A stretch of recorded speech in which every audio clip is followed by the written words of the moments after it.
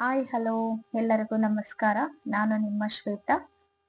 ಇವತ್ತಿನ ಇಂಟ್ರೆಸ್ಟಿಂಗ್ ವಿಚಾರ ಯಾವ್ದಪ್ಪ ಅಂತ ಹೇಳಿದ್ರೆ, ನೀವೆಲ್ಲ ತಮ್ಮೇಲ್ ನೋಡ್ದಾಗೆ ಏನ್ ವಿಚಾರ ಅಂತ ಗೊತ್ತಾಗಿದೆ ಅನ್ಕೋತೀನಿ. ಮದ್ವೆ ಆದ್ಮೇಲೆ ನಾನು ಯಾಕೆ ಇಷ್ಟ ದಪ್ಪ ಆಗ್ತಾ ಇದ್ದೀನಿ, ಈ ಚಿಂತೆ ಎಲ್ರನ್ನು ಕಾಡ್ತಾ ಇರುತ್ತೆ ಅಲ್ವಾ. ಹೌದು, ಒಂದೊಂದ್ಸತಿ ನಂಗೂ ಕೂಡ ಹಾಗೆ ಅನ್ಸುತ್ತೆ. ಇದಕ್ಕೆ ಕಾರಣ ಬೇರೆನೆ ಇರ್ಬೋದು, ಆದ್ರೆ ಕೆಲವೊಬ್ರು ತಿಳ್ಕೊಳೋದ್ ಬೇರೆ ಇರ್ಬೋದು, ಒಂದೊಂದ್ಸತಿ ನಾವೇನೆ ತಿಳ್ಕೊಳೋದು ಬೇರೆ ರೀತಿಯಾಗಿರ್ಬೋದು. ಯಾಕಪ್ಪ ನಾವು ಈ ತರ ಮದ್ವೆ ಆದ್ಮೇಲೆ ಸಡನ್ ಆಗಿ ದಪ್ಪ ಆಗ್ತೀವಿ? ಇದೊಂದ್ ದಪ್ಪ ಆಗೋದ್ ಎಲ್ರದ್ದು ಚಿಂತೆ ಆಗಿದೆ ಅಲ್ವಾ. ತೆಳ್ಳಗಿದ್ದರಿಗೆ ದಪ್ಪ ಆಗೋ ಚಿಂತೆ, ದಪ್ಪಗಿದ್ದರಿಗೆ ತೆಳ್ಳಗಾಗೋ ಚಿಂತೆ. ಎಲ್ಲಾ ಸರಿ ಇದ್ರೆ ಆರೋಗ್ಯ ಸರಿ ಇರಲ್ಲ. ಏನೋ ಒಂದು ನಮ್ಮ ಬಾಡಿಲಿ ಏನೋ ಒಂದು ನ್ಯೂನತೆಗಳು ಇದ್ದೇ ಇರುತ್ತೆ ಅಲ್ವಾ. ಹೌದು, ಅದ್ ಯಾವ್ದು ಅಲ್ಲ. ನಾನ್ ಇವತ್ ಮಾತಾಡ್ತಿರೋದು ಮದ್ವೆ ಆದ್ಮೇಲೆ ಯಾಕೆ ದಪ್ಪ ಆಗ್ತೀವಿ ನಾವು ಅಂತೇಳಿ. ಇದಕ್ ಪರಿಹಾರನೇ ಇಲ್ವಾ? ಖಂಡಿತ ಇದೆ. ಆದ್ರೆ ಏನು ಅಂತ ಹೇಳ್ಬಿಟ್ಟು ನಾನು ಕೆಲವೊಂದು ಪಾಯಿಂಟ್ ಮಾಡ್ಕೊಂಡ್ ಬಂದಿದ್ದೀನಿ. ಏನು ಅಂದ್ರೆ, ನಾವ್ ಯಾಕೆ ದಪ್ಪ ಆಗ್ತೀವಿ, ಅದಕ್ ರೀಸನ್ ಏನು, ಅದಕ್ಕೆ ರೀಸನ್ ಏನು, ಅದ್ರ ತಿಳ್ಕೊಳೋದ್ ಬೇರೆದೇನು, ಬಟ್ ಅದು ಆಗಿರೋ ಫ್ಯಾಕ್ಟ್ ಏನು ಅಂತ ಹೇಳೋದಕ್ಕೆ ಇಷ್ಟ ಪಡ್ತೀನಿ. ಓಕೆನಾ? ಮೊದ್ಲೇದಾಗಿ ನಾಚಿಕೆ. ಸರಿ, ಯಾಕಪ್ಪ ಮೊದ್ಲೇದಾಗಿ ನಾನ್ ನಾಚಿಕೆ ಆಯ್ಕೆ ಮಾಡ್ಕೊಂಡೆ ಅಂದ್ರೆ, ಒಬ್ಬ ಹುಡ್ಗಿ ಮದ್ವೆ ಆದ್ಮೇಲೆ ಈಗ ತವ್ರ ಮನೇಲಿ ಇದ್ದ ರೀತಿನೇ ಒಂಥರ ಆಗಿರುತ್ತೆ, ಗಂಡನ ಮನೆಗೆ ಹೋಗಿ ರೀತಿನೇ ಒಂಥರ ಆಗುತ್ತೆ. ಸ್ಟಾರ್ಟಿಂಗ್ ಅವಳಿಗೆ ಗಂಡನ ಮನೆಯಲ್ಲಿ ಹೊಂದ್ಕೊಳ್ಳೋದು ತುಂಬಾ ಕಷ್ಟ ಆಗಿರುತ್ತೆ. ಸ್ವಲ್ಪ ನಾಚಿಕೆ ಸ್ವಭಾವದವ್ರು ಏನಾದ್ರು ಇದ್ರೆ, ಕೆಲವೊಬ್ರು ನಾಚಿಕೆ ಪಡಲ್ಲ, ಕ್ಯಾಶುವಲ್ ಆಗಿರ್ತಾರೆ. ಕೆಲವೊಬ್ರು ನಾಚಿಕೆ ಪಡುವಂತೆ ಹುಡುಗಿರ್ ಏನಾದ್ರು ಇದ್ರೆ, ನಾನ್ ಅಷ್ಟ್ ತಿಂದ್ರೆ ಏನ್ ಅನ್ಕೊಂತಾರೇನೋ, ಇಷ್ಟ್ ತಿಂದ್ರೆ ಏನ್ ಅನ್ಕೊಂತಾರೇನೋ, ಅದನ್ ತಿಂದ್ರೆ ಏನ್ ಅನ್ಕೊಂತಾರೇನೋ, ಇದನ್ ತಿಂದ್ರೆ ಏನ್ ಅನ್ಕೋತಾರೇನೋ, ಯಾರ್ ಏನ್ ಅನ್ಕೋತಾರೇನೋ ಅಂತ ನಾಚಿಕೆ ಸ್ವಭಾವದಿಂದ ಸ್ವಲ್ಪ ಊಟ ಕಂಟ್ರೋಲ್ ಮಾಡ್ಕೊತ ಹೋಗ್ತಾಳೆ. ಮದ್ವೆಗಿನ್ನ ಮೊದ್ಲು ಅವಳು ಕಂಟ್ರೋಲ್ ಇರಲ್ಲ. ಅವಳಿಗೆ ಇಷ್ಟಪಟ್ಟಿದ್ ಫುಡ್, ಏನೋ ಇಷ್ಟಪಟ್ಟಿದ್ ಎಲ್ಲ ತಿನ್ಕೊಂಡು ಆರಾಮಾಗಿರ್ತಾಳೆ. ಅಲ್ಲಿ ನಾಚಿಕೆ ಹೋದಾಗಿಂದ ಸ್ವಲ್ಪ ಆಹಾರದಲ್ಲಿ ಸ್ವಲ್ಪ ವ್ಯತ್ಯಾಸಗಳು ಕಂಡು ಬರ್ತಾವಲ್ವಾ. ಆ ರೀಸನ್ ಕೂಡ ಸ್ವಲ್ಪ ದಪ್ಪ ಆಗೋ ಸಾಧ್ಯತೆ ಜಾಸ್ತಿ ಇದೆ. ಕೆಲವೊಬ್ರು ಅನ್ಕೋತಾರೆ, ಮದ್ವೆ ಆದ್ಮೇಲೆ ಚೆನ್ನಾಗಿ ತಿಂದ್ಬಿಟ್ಟಿದಾಳೆ, ತಿಂದು ತಿಂದು ತಿಂದು ಗಂಡು ಮನೇಲಿ ಇಷ್ಟು ದಪ್ಪ ಆಗಿದ್ದಾಳೆ, ತವ್ರ ಮನೇಲಿ ತಿನ್ನಕ್ಕಿರ್ಲಿಲ್ವೇನೋ.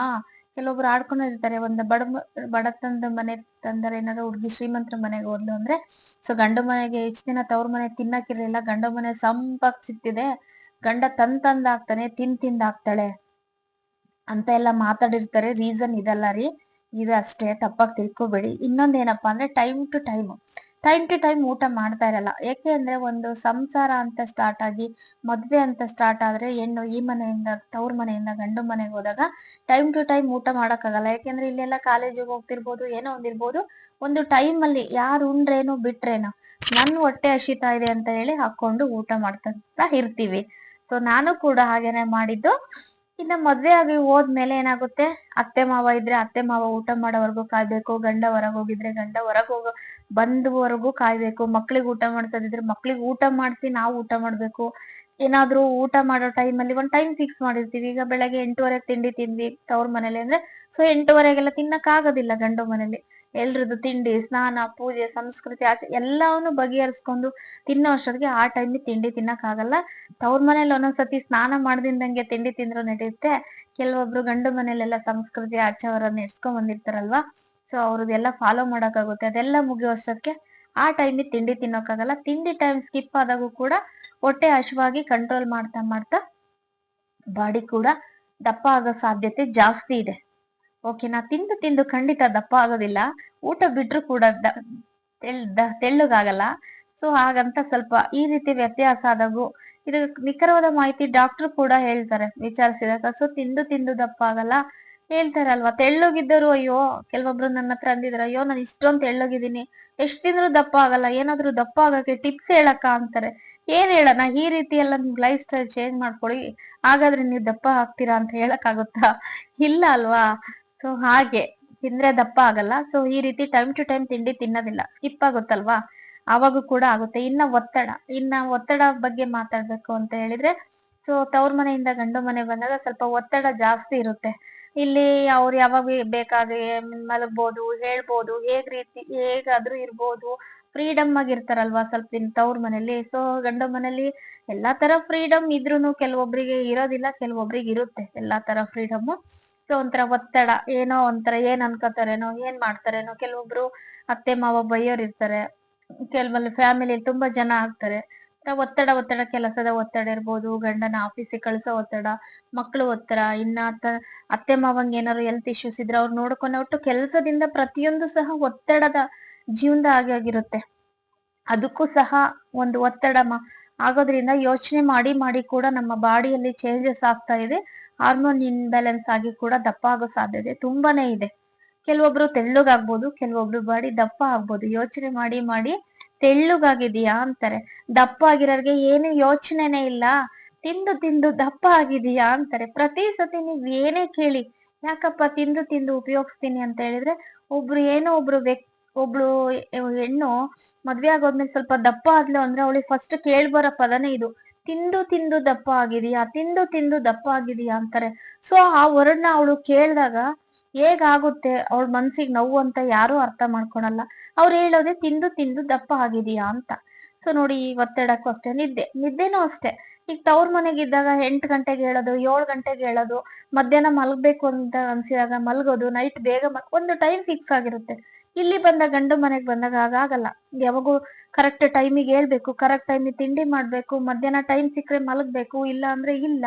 ನೈಟು ಎಲ್ರದು ಊಟ ಮಾಡಿ, ಮನೆ ಕ್ಲೀನ್ ಮಾಡಿ, ಅಡ್ಗೆ ಮನೆ ಕ್ಲೀನ್ ಮಾಡಿ, ಮಕ್ಳನ್ನೆಲ್ಲ ಕೇರ್ ಮಾಡಿ, ಗಂಡಂದ್ರಿಗೆ ಬೆಕ್ಕು ಬೇಡಗಳನ್ನೆಲ್ಲ ಕೇಳಿ, ಅತ್ತೆ ಮಾವರಿಗೆಲ್ಲಾ ಕೇಳಿ, ಪ್ರತಿಯೊಂದು ಕೆಲಸ ಮಾಡಿ ಮಲ್ಗೋ ಅಷ್ಟೊತ್ತಿಗೆ ಇಲ್ಲಿ 10 ಗಂಟೆಗೆ ತವ್ರ ಮನೆ ಮಲಗ್ತಿದ್ರೆ 12 ಗಂಟೆ ಟೈಮ್ ಆಗುತ್ತೆ ಗಂಡು ಮನೇಲಿ. ಸೊ ಎಕ್ಸ್ಪೀರಿಯನ್ಸ್ ಇಂದನೇ ನಾನು ತುಂಬಾನೇ ಹೇಳ್ತಾ ಇದ್ದೀನಿ. ಆದಷ್ಟು ನಾನು ನಿಜವಾಗೇ ಇರುತ್ತೆ ಸಂಗತಿಗಳು. ನಾನು ಇಲ್ಲದನ್ನೆಲ್ಲ ಹೇಳಿ ನಿಮ್ನ ನಂಬಿಸೋ ಅವಶ್ಯಕತೆ ಇಲ್ಲ. ಏಕೆ ಅಂತ ಹೇಳಿದ್ರೆ ಇರೋದನ್ನೇ ಕೆಲವೊಬ್ರು ಎಲ್ಲಾ ಮಹಿಳೆಯರು ಇದನ್ನ ಸಹ ಫೇಸ್ ಮಾಡ್ತಾ ಇದ್ದಾರೆ.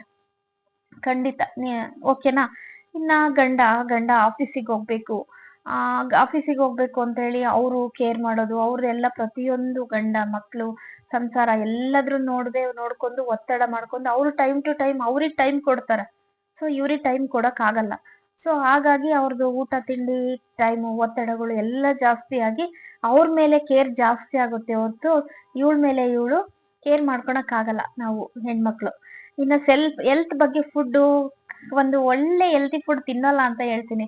ಯಾಕಪ್ಪ ಅಂತ ಹೇಳಿದ್ರೆ ಈಗ ತವ್ರ ಮನೇಲಿ ಬೇಕಾಗಿದ್ದನ್ನೆಲ್ಲ ತಿಂದು ಬೆಳೆಸಿ ಎಲ್ಲಾ ಮಾಡ್ಬೋದು. ಹಂಗಂತ ಗಂಡು ಮನೇಲಿ ಇರಲ್ಲ ಅಂತ ನಾನು ಹೇಳ್ತಿಲ್ಲ, ಎಲ್ಲಾ ಫುಡ್ ಇರ್ಬೋದು. ಆದ್ರೆ ಅವಳು ಏನೋ ಒಂಥರ ಮುಜುಗರ ತಿಂದ್ರೆ ಏನಾಗುತ್ತೋ ಏನೋ. ಅಲ್ಲಿ ತವ್ರ ಮನೆ ಫುಡ್ಗಳೇ ಬೇರೆ ಇರುತ್ತೆ, ಗಂಡ ಮನೆ ಫುಡ್ಗಳು ಬೇರೆ ಇರುತ್ತೆ ಅಲ್ವಾ. ಅವಾಗ ಏನಾಗುತ್ತೆ ಅಂತಂದ್ರೆ ಇಲ್ಲಿಗೆ ಅಡ್ಜಸ್ಟ್ ಆಗೋದು ಸ್ವಲ್ಪ ಕಷ್ಟ ಆಗಿರುತ್ತೆ. ಇಲ್ಲಿ ಆಹಾರ ಶೈಲಿಗೆ ಇವರು ಅಡ್ಜಸ್ಟ್ ಆಗ್ಬೇಕಾಗುತ್ತೆ ಅಲ್ವಾ. ಅವಾಗ ಕೆಲವೊಂದು ಇಷ್ಟ ಆಗದೆ ಇರೋ ಫುಡ್ ಇರ್ಬೋದು, ಹೆಲ್ದಿ ಫುಡ್ ಇರ್ಬೋದು. ಕೆಲವೊಬ್ರು ಕಡೆ ಎಲ್ಲ ಅಕ್ಕಿಯಿಂದನೇ ಮಾಡಿದಂತ ಫುಡ್ಗಳು ಜಾಸ್ತಿ ಇರುತ್ತೆ. ಜೋಳ, ರಾಗಿ ಈ ತರನು ಕೆಲವೊಂದ್ ಕಡೆ ಉಪಯೋಗಿಸ್ತಿರ್ತಾರೆ. ಈ ತರ ಒಂದು ಲೈಫ್ ಸ್ಟೈಲ್ ಚೇಂಜ್ ಆದಾಗ, ಅಡಿಗೆ ಸ್ಟೈಲ್ ಚೇಂಜ್ ಆದಾಗ ಕೂಡ ಸ್ವಲ್ಪ ಬಾಡಿಯಲ್ಲಿ ದಪ್ಪ ಆಗೋ ಸಾಧ್ಯತೆಗಳು ತುಂಬಾನೇ ಜಾಸ್ತಿ ಇದೆ. ಇನ್ನೊಂದ್ ನಾವು ಹೆಣ್ಮಕ್ಳು ಮೇನ್ ಆಗಿ ಮಾಡೋದೇನಪ್ಪಾ ಅಂತ ಹೇಳಿದ್ರೆ ಬಿಟ್ಟಿದ್ದನ್ನೆಲ್ಲ ತಿಂದ್ಬಿಡೋದು. ಸೊ ಹಾಗಂತ ನಾವು ತಿಂದು ಬಿಟ್ಟಿದ್ದೆಲ್ಲ ತಿನ್ನೋದಿಲ್ಲ. ಇವಾಗ ಏನೋ ಒಂದು ಗಂಡಂಗೆ ಆಫೀಸಿಗೆ ಹೋಗ್ಬೇಕಾದ್ರೆ ತಿಂಡಿ ಹಾಕೊಡಿ, ಸೊ ಅವ್ರಿಗೆ ಟೈಮ್ ಆಗಿದೆ ಅರ್ಧ ಬಿಟ್ಟೋಗ್ಬಿಡ್ತಾರೆ. ಕೆಲವೊಂದ್ ಟೈಮ್ ಏನೋ ಮಿಸ್ ಆಗುತ್ತೆ ಬಿಟ್ಟು ಹೋಗ್ತಾರೆ ಅಂತಲ್ಲ, ಏನೋ ಒಂದು ಟೇಸ್ಟ್ ಕಮ್ಮಿ ಆಯ್ತು ಅಂದ್ರೆ ಕೆಲವೊಬ್ರು ಗಂಡಂದ್ರು ಅಡ್ಜಸ್ಟ್ ಮಾಡಿ ತಿನ್ಕೋತಾರೆ ಬಿಡಿ, ಆದ್ರೆ ಕೆಲವೊಬ್ರು ತಟ್ಟೆಲ್ ಬಿಟ್ಬಿಡ್ತಾರೆ. ಅವಾಗ ನಾವ್ ಏನ್ ಮಾಡ್ತೀವಿ, ಅಯ್ಯೋ ನಾವ್ ಇಷ್ಟೊಂದ್ ಕಷ್ಟಪಟ್ಟು ಮಾಡಿದ್ದೆ, ಮುಸ್ರೆಗ್ ಹಾಕ್ಬೇಕಲ್ಲ ಇದನ್ನ ಅಂತ ಹೇಳಿ ಅದನ್ನ ತಿಂದ್ಬಿಡ್ತೀವಿ. ತಿಂದ್ಬಿಟ್ಟು ಮುಗೀತು ನಮ್ಗೆ ಅಲ್ಲಿ ತಿಂಡಿದು ಮುಗೀತು ನಮ್ದು. ಸೊ ಅಯ್ಯೋ ಹೆಂಗೋ ತಿಂದಿದ್ದೀನಲ್ಲ, ಬಿಟ್ಟು ತಿಂದಿದ್ದೀನಿ, ಮತ್ತೇನ್ ತಿಂಡಿ ತಿನ್ನೋದು, ಬಿಟ್ಬಿಡು ಅಂತ ತಿನ್ನೋದು. ಇನ್ನ ಮಕ್ಳಿಗೇನೋ ಊಟಕ್ಕೆ ಹಾಕೊಂಡ್ವಿ, ಅವ್ರು ತಿನ್ನಿಸ್ತಾ ಇದ್ವಿ, ಅವ್ರು ಸಾಕು ಅಂತ ಬಿಟ್ಬಿಟ್ರು ಅಲ್ವಾ. ಗೊತ್ತಿರಲ್ಲ, ಮಕ್ಳು ಒಂದೊಂದ್ಸತಿ ಒಂದೊಂದ್ ತಿಂತಾರೆ. ಮಕ್ಳು ಏನೋ ತಿಂದಿದ್ದು ಏನೋ ಉಳಿಸ್ಬಿಡ್ತಾರೆ. ಸೊ ಅದನ್ನ ನಮ್ಮ ಮಹಿಳೆಯರಿಗೆ, ಅದನ್ನ ಹೆಣ್ಮಕ್ಳಿಗೆ ಏನಪ್ಪಾ ಅಂದ್ರೆ ಅದನ್ನ ಬಿಸಾಕ ಮನ್ಸ್ ಬರಲ್ಲ. ಅದನ್ನು ತಿಂದ್ಬಿಡ್ತೀವಿ. ಏನೋ ಈಗಿನೋ ಅದೇನೋ ತಿಂದ್ಬಿಟ್ನಲ್ಲ ಬಿಡು, ಬಿಸ್ಕೆಟ್ ತಿಂದೆ, ಚಕ್ಲಿ ತಿಂದೆ, ಚಿಪ್ಸ್ ತಿಂದಿದ್ದನ್ನ ಬಾಯಾಗಿ ಇಟ್ಕೊಂಡು ಅಲ್ಲಿಗೆ ಊಟದ್ದು ಟೈಮಿಂಗ್ ಏನಾದ್ರು ತಿಂದ್ರೆ ಊಟ ಮುಗೀತು. ಇನ್ನು ಮಾಡೋರು ಇರ್ತಾರೆ ಅದನ್ನ ತಿಂದ್ರು ಪರವಾಗಿಲ್ಲ ಅಂತ ಹೇಳಿ. ಸೊ ಅದನ್ನೆಲ್ಲ ನಾವು ಇಟ್ಕೋತೀವಿ, ಬಾಯಲ್ಲಿ ಇಟ್ಕೊಂಡು ಜೈ ಜೈ ಎಂದು ಊಟಕ್ಕೆ ಬಾಯ್ ಬಾಯ್ ಅಂತೀವಿ ಅಲ್ವಾ. ಇನ್ನು ಸೆಲ್ಫ್ ಕೇರ್ ಮಾಡೋದೇ ಇಲ್ಲ ನಾವು. ಏನು ಅಂದ್ರೆ ನಾವೆಲ್ಲ ಒಂದು ಮದ್ವೆ ಆಗೋದ್ಮೇಲೆ ಪ್ರತಿಯೊಂದು ನಮ್ಮ ಕೇರಿಂಗ್ ಏನಿದ್ರು ನಮ್ಮ ಫ್ಯಾಮಿಲಿ ಮೇಲೆ ಆಗಿರುತ್ತೆ ಹೊರತು ನಮ್ಮ ಮೇಲೆ ಮಾಡಲ್ಲ. ಟೈಮಿಗೆ ಊಟ, ಏನು ಹೇಳಿದ್ನಲ್ಲ ಇಷ್ಟೆಲ್ಲ, ಟೈಮ್ ಸರಿಯಾಗಿ ಊಟ ಮಾಡಲ್ಲ, ನಮ್ ಬ್ಯೂಟಿ ಬಗ್ಗೆ ಕೇರ್ ಮಾಡಲ್ಲ, ನಮ್ ಹೆಲ್ತ್ ಬಗ್ಗೆ ಕೇರ್ ಮಾಡಲ್ಲ, ಏನೇನು ಮಾಡ್ಕೊಡಲ್ಲ. ನಮ್ಗೆ ಅಂತ ನಾವೇನು ಮಾಡ್ಕೊಳಲ್ಲ ರೀ. ಹಾಗಂತ ಎಲ್ರು ಮಾಡ್ಕೊಳಲ್ಲ ಅಂತ ಅಲ್ಲ, ಕೆಲವೊಬ್ರು ಮಾಡ್ಕೋತಾರೆ, ಕೆಲವೊಬ್ರು ಮಾಡ್ಕೊಳಲ್ಲ. ಇನ್ನ ದಪ್ಪ ಆಗಿರೋ ರೀಸನ್ ಹೇಳ್ತಾ ಇದೀನಿ. ಸೊ ಇನ್ನ ಕೆಲವು ಅಂದ್ರೆ ಈಗ ಯೋಗ ಮಾಡ್ತಾ ಇರ್ತೀವಿ, ಧ್ಯಾನ ಮಾಡ್ತಾ ಇರ್ತೀವಿ, ಎಕ್ಸರ್ಸೈಸ್, ವರ್ಕೌಟ್ ಏನೇನೋ ಮಾಡ್ತಿರ್ತೀವಿ ಮದ್ವೆಗಿನ ಮೊದ್ಲು. ಇನ್ನ ಮದ್ವೆ ಆದ್ಮೇಲೆ ಅವನ್ನೆಲ್ಲ ಮಾಡಕ್ ಆಗೋದಿಲ್ಲ. ಕೆಲವೊಬ್ರು ಮದ್ವೆಗಿನ ಮೊದ್ಲು ಮಾಡಿರಲ್ಲ, ಮದ್ವೆ ಆದ್ಮೇಲೆ ಮಾಡ್ಕೋತಾರೆ. ಇವನ್ನೆಲ್ಲ ನಾವು ಟೈಮ್ ಕೊಟ್ಟು ಮಾಡಕ್ ಆಗಲ್ಲ ಅಲ್ವಾ? ಈ ಮಕ್ಳು, ಸಂಸಾರ, ಪ್ರತಿಯೊಂದು ನೋಡ್ಕೊಂಡು ಈ ನಮ್ಮ ಹೆಲ್ತ್, ಎಕ್ಸರ್ಸೈಸ್, ಯೋಗ ಅವಕ್ಕೆಲ್ಲ ಟೈಮ್ ಕೊಡಕ್ ಆಗಲ್ಲ. ಸೊ ಅವಾಗ ಮಾಡ್ತಿರ್ತೀವಿ, ಇವಾಗ ಬಿಟ್ಟಿರ್ತೀವಿ. ಸೊ ಅದರಿಂದ ಕೂಡ ನಮ್ಮ ಬಾಡಿಯಲ್ಲಿ ಚೇಂಜಸ್ ಆಗಿ ನಾವು ದಪ್ಪ ಆಗ್ತೀವಿ. ಹಾಗಂತ ನೋಡಿ ಇಷ್ಟೆಲ್ಲ ರೀಸನ್ ಹೇಳಿದೆ ನಿಮ್ಗೆ ಅಲ್ವಾ? ಸೊ ಈ ಕಾರಣಕ್ಕೆ ದಪ್ಪ ಆಗ್ತೀವಿ. ಆದ್ರೆ ಕೆಲವೊಬ್ರು ಈ ದಪ್ಪ ಇರೋರಿಗೆ ಎಷ್ಟು ನೋವು ಆಗ್ತಿದೆ ಆ ರೀತಿ ಮಾತಾಡ್ತಾರಪ್ಪ ಅಂತ ಹೇಳಿದ್ರೆ, ಒಂದ್ ಫಂಕ್ಷನ್ ಅಟೆಂಡ್ ಮಾಡಂಗಿರಲ್ಲ, ಒಂದ್ ಯಾವ್ದೋ ಕಾರ್ಯಕ್ಕೆ ಹೋಗಂಗಿರಲ್ಲ. ಮದ್ವೆ ಆದ್ಮೇಲೆ ಸ್ವಲ್ಪ ಏನಾದ್ರು ಬಾಡಿಲಿ ದಪ್ಪ ಆಗಿ ಆಯ್ತು ಅಂತ ಹೇಳಿದ್ರೆ ಅವ್ರನ್ನ ನೋಡೋದೇ ದಪ್ಪ ಆಗಿದೆ ಅಂತ ಚುಚ್ಚಿ ಮಾತಾಡ್ತಾರೆ. ಸೊ ಅದು ತುಂಬಾನೇ ತಪ್ಪು. ಇನ್ನ ಮಕ್ಳ ಆದ್ಮೇಲೆ ನಮ್ಮ ಬಾಡಿಲೂ ಸಹ ತುಂಬಾ ಚೇಂಜ್ ಆಗುತ್ತೆ. ಇನ್ನೊಂದು ಹೇಳ್ಬೇಕು ಅಂತ ಹೇಳಿದ್ರೆ ಬಾಡಿಲೂ ತುಂಬಾ ಚೇಂಜ್ ಆಗುತ್ತೆ. ಬಾಡಿ ಎಲ್ಲ ಲೂಸ್ ಆಗುತ್ತೆ. ಪ್ರೆಗ್ನೆಂಟ್ ಇದ್ದಾಗ ಚೆನ್ನಾಗಿ ತಿಂದಿರ್ತೀವಿ, ಇಲ್ಲ ಬಾಣೆತನ ಮಾಡ್ಕೊಂಡಾಗ ಏನೋ ಒಂದು ಲೈಫ್ ಸ್ಟೈಲೇ ಚೇಂಜ್ ಆಗ್ಬಿಡುತ್ತೆ. ಸೊ ಆ ರೀಸನ್ ಕೂಡ ಮಕ್ಳ ಆದ್ಮೇಲೆ ಕೆಲವೊಬ್ರು ದಪ್ಪ ಆಗ್ತಾರೆ, ಕೆಲವೊಬ್ರು ತೆಳ್ಳಗಾಗ್ತಾರೆ. ಅದು ಅವ್ರವ್ರ ಲೈಫ್ ಸ್ಟೈಲಿಗೆ ಬಿಟ್ಟಿದ್ದು. ಹಾಗಂತ ತಿಂದು ದಪ್ಪ ಆಗಲ್ಲ ಅಂತ ನಾನು ಪ್ರತಿ ಸತಿ ಹೇಳ್ತಾ ಇದ್ದೀನಿ. ಸೊ ದಯವಿಟ್ಟು ನನ್ನ ಕಡೆಯಿಂದ ಏನಪ್ಪಾ ಹೇಳಿದ್ರೆ, ಮದ್ವೆ ಆದ್ಮೇಲೆ ತಿಂದ್ ದಪ್ಪ ಆಗಿದೆಯಾ ಅಂತ ದಪ್ಪ ಆಗಿರೋದಿರ್ಬೋದು. ಇನ್ನು ಮದ್ವೆಗಿನ ಮೊದ್ಲು ದಪ್ಪ ಇರೋರಿಗೂ ಆದಷ್ಟು ಚುಚ್ಚಿ ಮಾತಾಡೋದು ಕಡಿಮೆ ಮಾಡಿ. ನಾನು ಯಾಕಪ್ಪ ಇದೇ ಟಾಪಿಕ್ ಆಯ್ಕೆ ಮಾಡ್ಕೊಂಡೆ ಅಂತ ಹೇಳಿದ್ರೆ, ಸೊ ದಪ್ಪ ಇರೋರ್ನ ನೋಡೋ ರೀತಿನೇ ಬೇರೆ ಆಗ್ಬಿಟ್ಟಿದೆ ನಮ್ಮ ಇದ್ರಲ್ಲಿ. ತೆಳ್ಳಗಿರೋರಿಗೆ ಮಾತಾಡೋದು ಕಮ್ಮಿ, ಸ್ವಲ್ಪ ದಪ್ಪ ಇರೋರಿಗೆ ಚುಚ್ಚು ಮಾತಾಡೋದು ಕಡಿಮೆ. ಅವ್ರಿಗೆ ಗೊತ್ತು ಅವ್ರ ಪ್ರಾಬ್ಲಮ್ ಏನು ಅನ್ನೋದು, ಅವ್ರಿಗೆ ಗೊತ್ತು. ಅವ್ರು ಯಾಕೆ ದಪ್ಪ ಆಗಿದ್ದಾರೆ, ಯಾಕೆ ಆಗ್ತಾ ಇದೆ ಅಂತ ನಿಖರವಾದ ಒಂದು ಉತ್ತರನು ಕೂಡ ಅವ್ರಿಗೆ ಸಿಕ್ಕಿರಲ್ಲ. ಹಾಗಂತ ನೀವು ಪ್ರತಿ ಸತಿ ಆ ರೀತಿ ಹೇಳಿದಾಗ ಅವ್ರಿಗೆ ಬೇಜಾರಾಗುತ್ತೆ. ಸೊ ಸೌಂದರ್ಯ ಅನ್ನೋದು ದೇವರಾಗಿನೇ ಕೊಟ್ಟಿರೋದು ಅಲ್ವಾ? ಕೆಲವೊಬ್ರು ದಪ್ಪ ಇರ್ಬೋದು, ತೆಳ್ಳಗಿರ್ಬೋದು, ಕುಳ್ಳುಕಿರ್ಬೋದು, ಉದ್ದ ಇರ್ಬೋದು. ಸೊ ಅದು ಅವ್ರವ್ರ ದೇವ್ರ ಕೊಟ್ಟ ರೂಪ ಅಂತಾನೆ ನಾನು ಹೇಳ್ತೀನಿ. ಸೊ ಆದಷ್ಟು ದಪ್ಪ ಇರೋರಿಗೆ ಚುಚ್ಚಿ ಮಾತಾಡೋದನ್ನ ನನ್ನ ಪ್ರಕಾರ ಕಡಿಮೆ ಮಾಡ್ಬೇಕು. ನಾನು ಇದನ್ನ ತುಂಬಾನೇ ಅಂದ್ರೆ ಫೇಸ್ ಮಾಡಿದೀನಿ. ಕೆಲವೊಂದ್ ಟೈಮು ಕೂಡ ನಾನು ಕೂಡ ದಪ್ಪ ಆಗಿದ್ದೀನಿ, ಇಲ್ಲ ಅಂತಲ್ಲ. ಸೊ ಕೆಲವೊಂದು ಎಲ್ಲ ಹೋದಾಗ ಕೆಲವೊಬ್ರು ಈ ರೀತಿ ಎಲ್ಲ ಮಾತಾಡ್ತಾರೆ. ಎಲ್ಲರ ಬಾಡಿ ಇದು ಒಂದೇ ತರ ಇರಲ್ಲ. ಹಾರ್ಮೋನ್ಸ್ ಆಗ್ಲಿ, ಒಬ್ಬ 5 ಬರ್ಲಿ ಹೆಂಗ್ ಸಮ ಇಲ್ಲ ನೋಡಿ, ಹಾಗೆ ಪ್ರತಿಯೊಬ್ಬ ವ್ಯಕ್ತಿನೂ ಒಂದೇ ರೀತಿ ಇರಕ್ ಆಗೋದಿಲ್ಲ ಅಲ್ವಾ? ಸೊ ಕೆಲವೊಂದ್ ಟೈಮ್ ಏನೋ ಒಂದು ಬದಲಾವಣೆಗಳಾದಾಗ, ಏನೋ ಒಂದು ಈ ರೀತಿ ಆದಾಗ ದಪ್ಪ ಆಗೋದ್ ಸಾಧ್ಯತೆ ಜಾಸ್ತಿ ಇದೆ. ಹಾಗಂತ ಮದ್ವೆ ಆದ್ಮೇಲೆ ದಪ್ಪ ಆಗಿದೆಯಾ ಅಂತ ಹೇಳಿ ಚುಚ್ಚು ಮಾತಾಡ್ಬೇಡಿ. ಇನ್ನು ನನ್ನ ಕಡೆಯಿಂದ ದಪ್ಪ ಇರೋರಿಗೆ ಏನಪ್ಪ ಒಂದು ಟಿಪ್ಸ್ ಹೇಳ್ತೀನಿ ಅಂತ ಹೇಳಿದ್ರೆ, ಚಿಂತೆ ಮಾಡಕ್ ಹೋಗ್ಬೇಡಿ. ಚಿಂತೆ ಮಾಡಿದಷ್ಟು ನಮ್ಮನ್ನ ಚಿತೆ ಕಡೆ ಒಯ್ಯುತ್ತೆ ಅಲ್ವಾ? ಸೊ ಚಿಂತೆ ಮಾಡಕ್ ಬಿಟ್ಬಿಡಿ. ದಪ್ಪ ಇದೀರಾ, ಸೊ ಅಕ್ಸೆಪ್ಟ್ ಮಾಡಿ. ನಾವ್ ಹೇಗೆ ಇದ್ರೂನು ನಮ್ಮನ್ನ ನಾವು ಪ್ರೀತಿಸೋದ್ ಕಲಿಬೇಕು. ಬೇರೆಯವ್ರು ಆಗ್ ಮಾತಾಡ್ತಾರೆ, ಈಗ ಮಾತಾಡ್ತೀರ, ನಾವ್ ದಪ್ಪ ಇದೀನಿ ಅಂತ ಕೊರ್ಕೊಂತ ಮಾತ್ರ ಕೂರಕ್ ಹೋಗ್ಬೇಡಿ. ಸೊ ನೀವು ದೇವ್ರ ಕೊಟ್ಟ ರೂಪನ ನೀವು ಎಂಜಾಯ್ ಮಾಡಿ. ನೀವು ಅದು ಬಿಟ್ಟು ನಾನು ದಪ್ಪ ಇದೀನಿ ಅಂತ ಕೊರ್ಕೊಂತ ಊಟ ಬಿಡೋದು, ನಿದ್ದೆ ಬಿಡೋದು, ಏನೋ ಒಂದಾಗಿ ಹೆಲ್ತ್ ಪ್ರಾಬ್ಲಮ್ ಕ್ರಿಯೇಟ್ ಮಾಡ್ಕೊಳಕ್ಕಿಂತ ಮೊದ್ಲು ಎಲ್ಲ ಬಿಟ್ಟಾಗಿ ಆರಾಮಾಗಿ ನಾರ್ಮಲ್ ಆಗಿರಿ. ಏನು ಪ್ರಾಬ್ಲಮ್ ಆಗಲ್ಲ.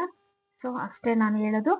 ಸೊ ನಂಗೆ ತಿಳಿದ ಮಟ್ಟಿಗೆ ಮದ್ವೆ ಆದ್ಮೇಲೆ ಯಾಕೆ ದಪ್ಪ ಆಗ್ತೀವಿ ಅಂತ ರೀಸನ್ ಹೇಳಿದೀನಿ. ಸೊ ಈ ವಿಡಿಯೋ ಎಷ್ಟು ನನಗ್ ತಿಳಿದೋ ಮಟ್ಟಿಗೆ ಇದು ಸತ್ಯ ಅಂತ ಅನ್ಕೊಂಡಿದೀನಿ. ಇದು ಸುಳ್ಳು, ಅದಾಗಲ್ಲ, ಇದು ಹೀಗೆ ಅಂತ ಹೇಳೋರು ಏನಾದ್ರು ಅನಿಸಿಕೆ ಇದ್ರೆ ದಯವಿಟ್ಟು ಕಮೆಂಟ್ ಬಾಕ್ಸ್ ಅಲ್ಲಿ ಕಮೆಂಟ್ ಮಾಡಿ.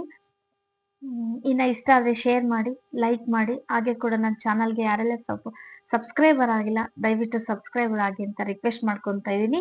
ಸೊ ಇನ್ನೊಂದು ಇಂಟ್ರೆಸ್ಟಿಂಗ್ ವಿಚಾರದಲ್ಲಿ ನೆಕ್ಸ್ಟ್ ವಿಡಿಯೋದಲ್ಲಿ ಸಿಗೋಣ ಅಂತ ಹೇಳ್ತಾ ಇವತ್ತಿಗೆ ನನ್ನ ಈ ವಿಡಿಯೋ ಮುಗಿಸ್ತಾ ಇದ್ದೀನಿ. ಇಷ್ಟೊತ್ತು ಕೇಳಿದ್ಕೆ ತುಂಬಾನೇ ಧನ್ಯವಾದಗಳು.